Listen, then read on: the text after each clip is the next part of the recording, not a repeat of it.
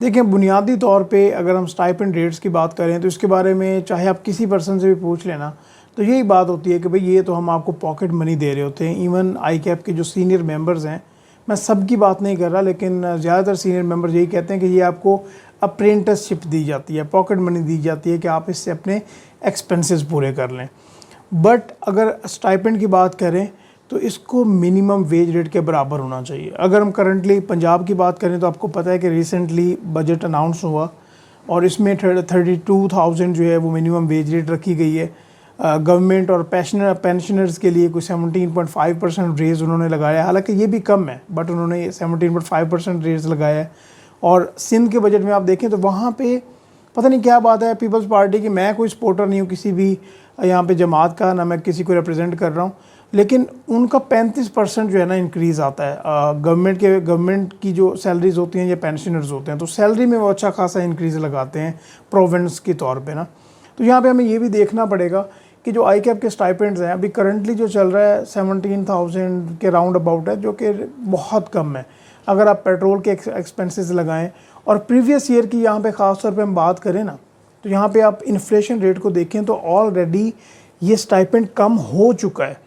और अगर past trends की बात की जाए तो आई कैप 10% के करीब जो है ना वो स्टाइपेंड में रेज़ लेके आता है, जो कि बहुत कम है। स्टूडेंट्स इसमें अपना ख़र्चा क्या, उनके एजुकेशनल एक्सपेंसेस भी होते हैं। यहाँ पे ना मैं एक ट्रेनिंग ऑर्गेनाइजेशन की एग्जांपल देना चाहूँगा। इसमें एक ऑडिट फर्म भी आ जाती है और एक ट्रेनिंग आउटसाइड प्रैक्टिस ऑर्गेनाइजेशन भी आ जाती है। ख़ास तौर पे रिसेंटली आपने देखा टपाल टी वालों ने जब आई कैप के फॉरम पे वो आए, ट्रेनिंग की फैसिलिटी वो प्रोवाइड कर रहे हैं आई कैप वालों को, आई कैप के जो स्टूडेंट्स हैं। और यहाँ पे उन्होंने अपने जो आई कैप के स्टूडेंट्स हैं उन लोगों के लिए कितना स्टाइपेंड रखा है जी, 50,000 पर मंथ। और सिर्फ ये स्टाइपेंड नहीं है, इसमें मेडिकल की फैसिलिटीज़ हैं, कन्वीनियंस अलाउंस है और इसके अलावा फ्लेक्सिबिलिटी है टाइम के एतबार से, नंबर ऑफ़ आवर्स के एतबार से। यहाँ से ऑडिट फर्म्स की बात की जाए तो आप मुझे कोई एक ऐसी ऑडिट फर्म बता दें जहाँ पे लेट सीटिंग नहीं होती, क्योंकि रिसोर्सेज वो कम हायर करते हैं, काम का बर्डन बहुत ज़्यादा होता है और इस वजह से उनको लेट सीटिंग्स भी करनी पड़ती हैं, जिसकी वजह से students work life balance maintain नहीं कर पाते, उनके पेपर्स पास नहीं हो पाते। और जब वो मार्केट में जाते हैं तो उस तरह से उनको सैलरी पैकेजेस नहीं मिलते, क्योंकि एक सी ए फाइनलिस्ट की सैलरी पैकेज में और क्वालिफाइड के सैलरी पैकेज में फ़र्क होता है। और अगर उनके पास इंटरनेशनल अपॉर्चुनिटीज़ भी हों तो क्वालिफाइड को ज़्यादा अपॉर्चुनिटीज़ मिलती हैं, फाइनलिस्टों को कम अपॉर्चुनिटीज़ मिलती हैं। यहाँ पे जिस तरह टपाल टी है या बाकी भी कुछ ऑडिट फर्म्स हैं जहाँ पे स्टाइपेंड रेट्स आई कैप के स्टैंडर्ड रेट से ज़्यादा हैं।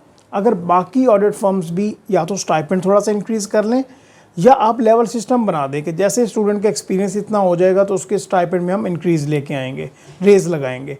और यहाँ पे हमें ये भी देखना पड़ेगा कि अगर ऑडिट फर्म्स अपने रिसोर्सेज को बढ़ा लें, क्योंकि ये मैंने पर्सनली देखा है कि रिसोर्सेज बहुत कम होते हैं एक महीने के काम के लिए। जहाँ पे 5 लोगों ने जाना होता है, 2 लोगों को 3 लोगों को भेज के कहते हैं कि मैक्सिमम आपके पास 8 से 10 दिन है और इसमें आपने ये रैप अप करना है क्लाइंट।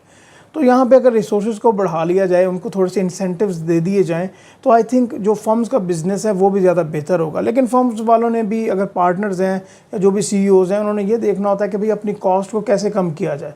तो वो उनकी ये ख्वाहिश होती है कि भाई कम से कम कॉस्ट हो, जिसके लिए वो रिसोर्सेज कम से कम हायर करते हैं। और आप ये देख सकते हैं कि बैकलॉग कितना बना हुआ है। ऑन दी अदर हैंड अगर हम आई कैप के ऑफिशियल्स की बात करें, वो भी स्टूडेंट्स की तरफ इतना ज़्यादा नहीं देखते। स्टूडेंट्स की कोई इतनी ज़्यादा रिप्रेजेंटेशन, कासा की बात होती है, कहाँ पे कोई बंदा देखता है? इलेक्शंस में तो बात होती है कि भाई इसको वोट दे दें, इसको वोट दे दें, बट कौन सा ऐसा मेंबर है जिसने स्टूडेंट्स के लिए बात की है? इंटरनेशनल आर्टिकल्स का मसला 1 साल से ज़्यादा फंसा हुआ है, अभी तक सॉर्ट आउट हुआ है? ये मुझे नहीं लगता कि ये अभी बहुत जल्द भी सॉर्ट आउट होने वाला है। उम्मीद तो है कि जल्दी हो जाए और होना भी चाहिए, जिससे स्टूडेंट्स को अपॉर्चुनिटीज़ ज़्यादा मिलें। अभी 1700-1800 लोगों ने अभी कैफ क्वालिफाई किया, पिछले स्टूडेंट्स अभी तक वेट में हैं इंडक्शन के लिए, स्टाइपेंड रेट्स बहुत कम है, तो स्टूडेंट्स ने फिर अदर चीज़ों की तरफ जाना होता है। बिलीव करें, कुछ ऐसे भी लोग हैं जो कि अपने फाइनेंशियल हालात की वजह से सीए क्विट कर रहे हैं। तो यहाँ पे हमें ये भी देखना पड़ेगा कि अगर आप इस पोजीशन पे लेके आएंगे स्टूडेंट्स को, तो उनके लिए डिसीजन करना बड़ा डिफ़िकल्ट होगा।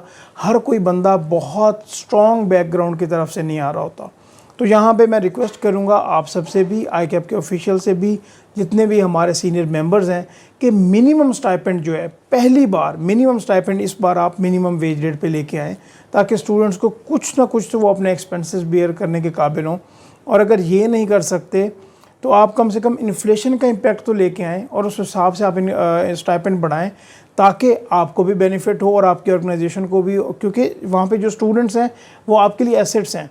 यहाँ पे बात होती है जी हम आपको अप्रेंटिसशिप दे रहे हैं तो उसके लिए फिर 3.5 साल या 3 साल की अप्रेंटिसशिप नहीं होती, उसके लिए आप 6 महीने कर लें। जिस तरह से ग्रेजुएशन का स्टूडेंट होता है, ग्रेजुएशन कंप्लीट करता है किसी भी कंपनी में अप्लाई करता है, 3 महीने की, 4 महीने की, 6 महीने की वो इंटर्नशिप करता है, उसके बाद उसको जॉब्स मिल जाती हैं।